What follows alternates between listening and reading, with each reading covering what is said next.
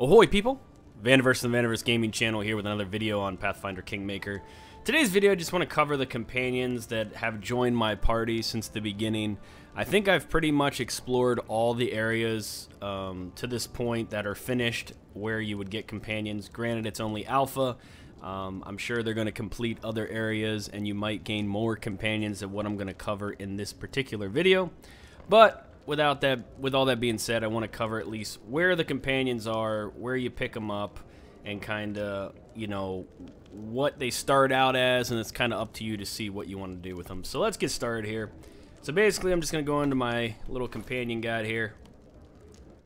So we're going to go to characters, and we're basically going to do this by kind of starting party. So when you start the game, there's going to be 3 people in your party beside yourself. It depends right now on the character you select at the beginning of the game who's in your party. So there's 3 characters right now. Obviously, that's going to be different. But right now, depending on which picture you select when you start playing the game, is which 3 are going to be in your party. Amiri is going to be in your party every single time.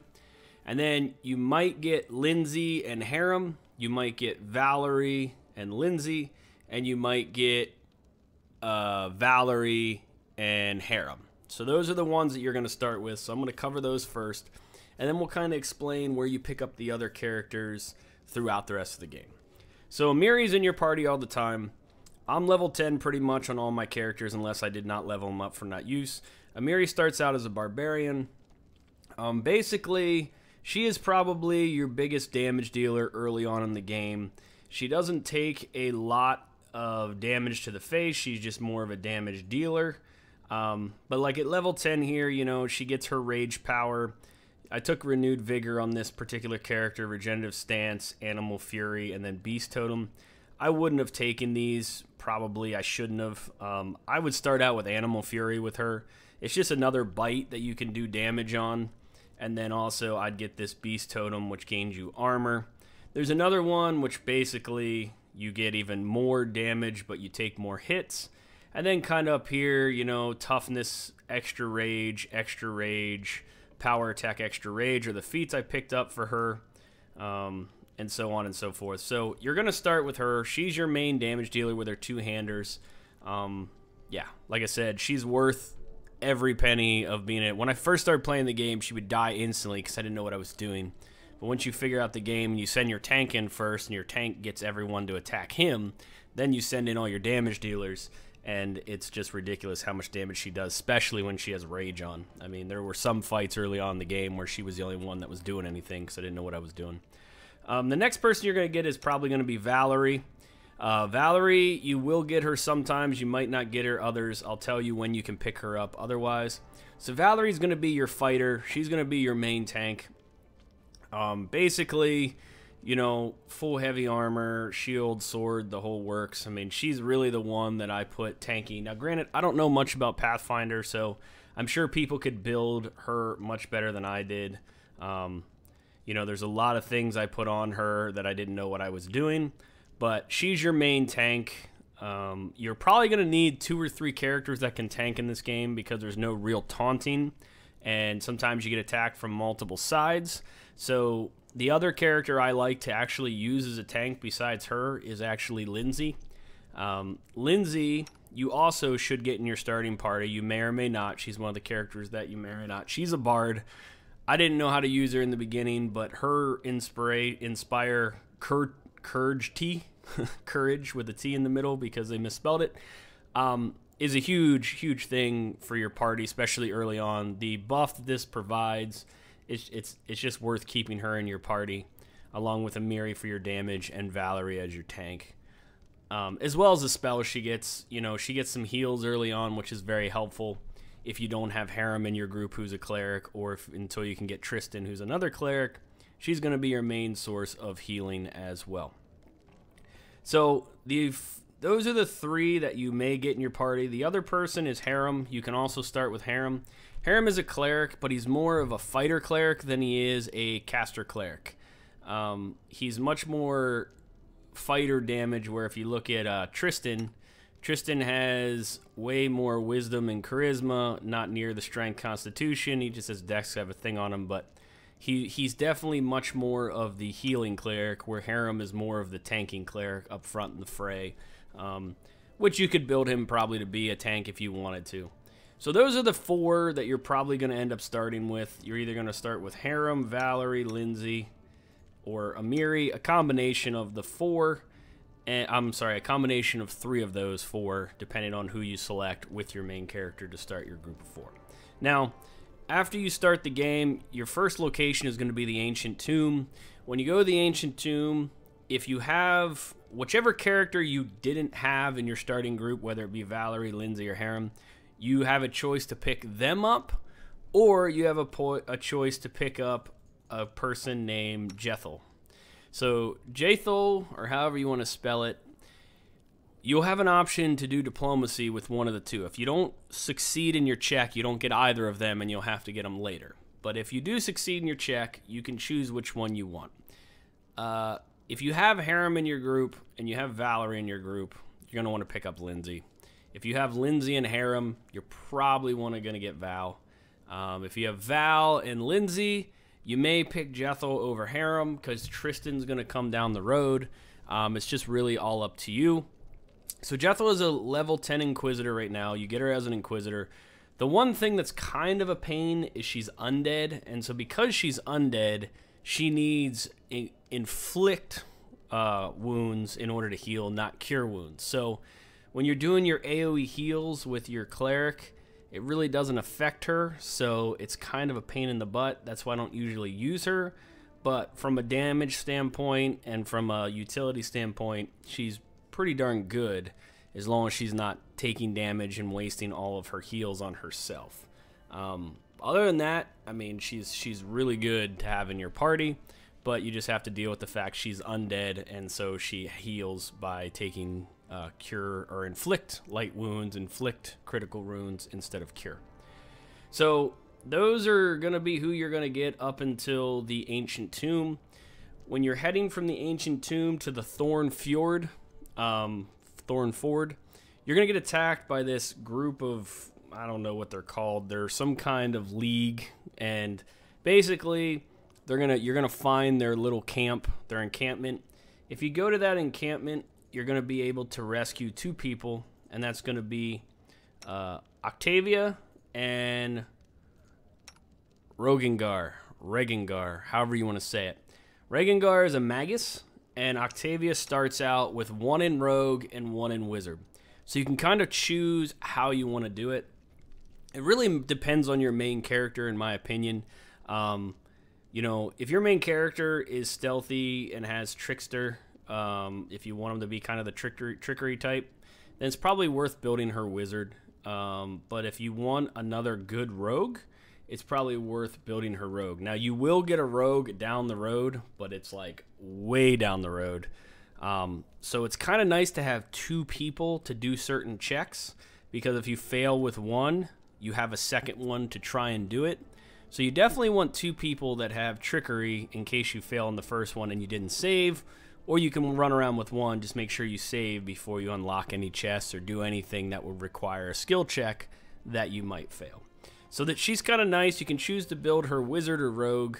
Her stats are pretty much set up for the Rogue, but it's really up to you. I build her Rogue in this one, in this playthrough. And then there's Regongar. To this day, I don't even know how to use a Magus. I never use him in my party because I just don't know how to play Magus. You know, other people might be good at this, but it's just, I don't know what to do. So I never put him in my party.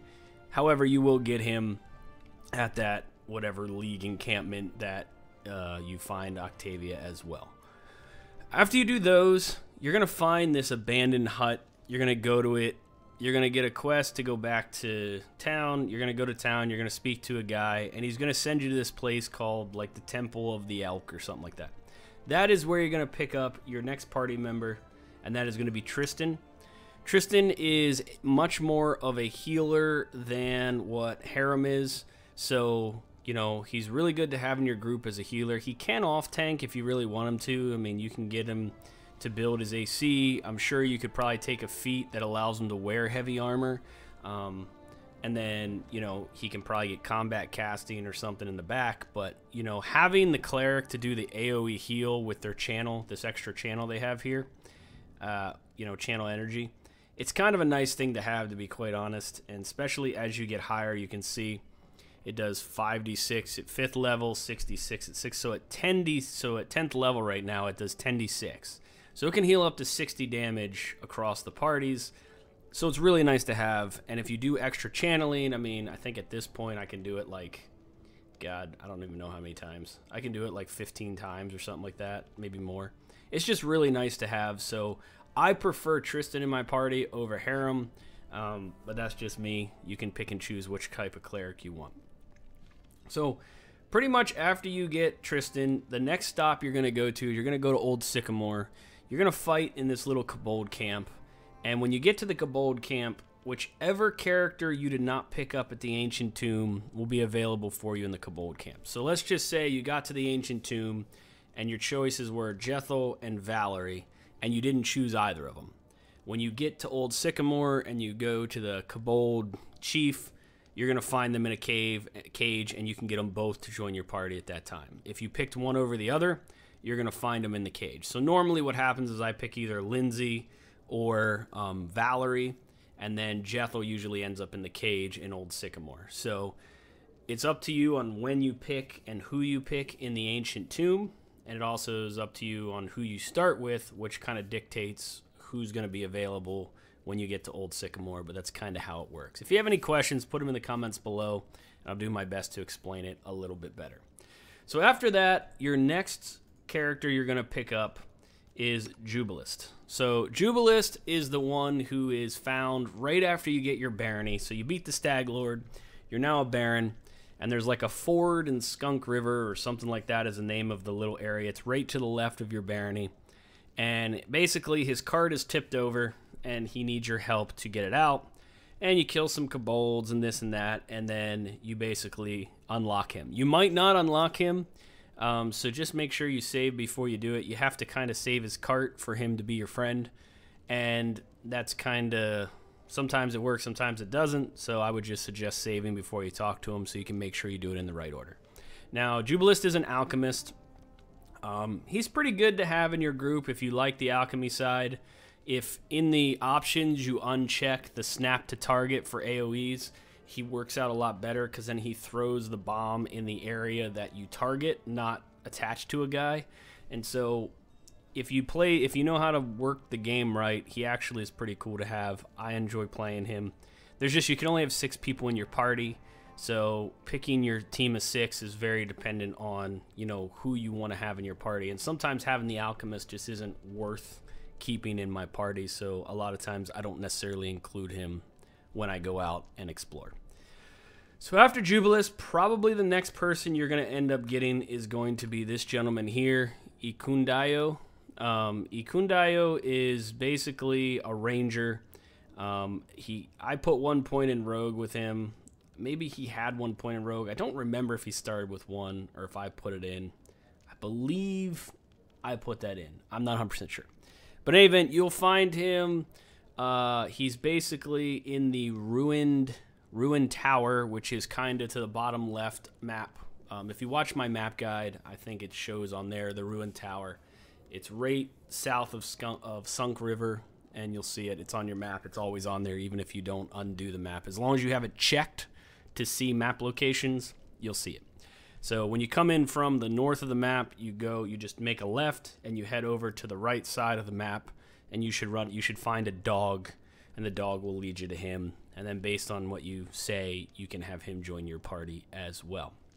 So basically at this point, your party is pretty much filled out except for one last guy, and that's this little guy called Nok-Nok. So Nok-Nok is cool. I like Nok-Nok. You'll notice that all these alignments and races are not right. Like, he's obviously a goblin, but it says he's human.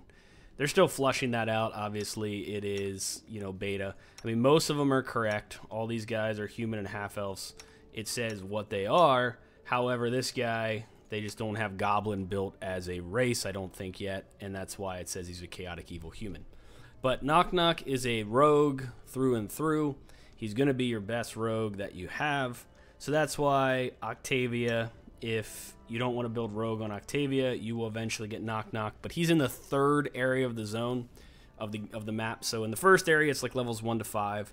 Second area is like levels 5 to 8. And then there's the third area. In the third area, he's in the Goblin Village. And the Goblin Village is where you can get him to join your party. But that doesn't come till much later in the game. So if you need another option for rogue, you can either probably use Lindsey or Octavia or your main character to kind of fill the role of the trickery if you like that kind of gameplay. So that pretty much sums up all of the characters that you get. Now, when it comes to your barony, certain characters will fit certain roles. You need like a guy for the religious part of it. You need your main warrior person that kind of handles your army. So each one of these characters fit that in some extent. Jubilost is the only one that fits the treasury, so that he's really important to get once you get your barony because he is your treasurer. And then each one of these fit like other particular types of jobs throughout your barony as well. So getting all these characters is very helpful, fitting the different jobs. So that's pretty much all the companions you will get in the alpha so far, up to about level 10. Like I said, the map might expand, you might get more. As the game progresses in the beta and live, I'll do more videos on it. But at this point, this is probably the last video I'm going to do in the alpha, just to kind of help you guys out once the game gets started. So hopefully you guys enjoyed this video. Hopefully it had a lot of information that was helpful. If there's any questions you have about the different characters that I didn't go into, please post them in the comments below. If you like this video, give it a like, thumbs up, and then, of course, sub to the channel, bottom right-hand corner, for all my videos on Pathfinder Kingmaker, as well as games that are coming up. There's a couple cool games coming out in 2018, and I'm going to try and play them all and make videos, so make sure to sub to check them all out. Thank you for watching. This is Vandiverse from the Vandiverse Gaming Channel. Cheers, and peace out.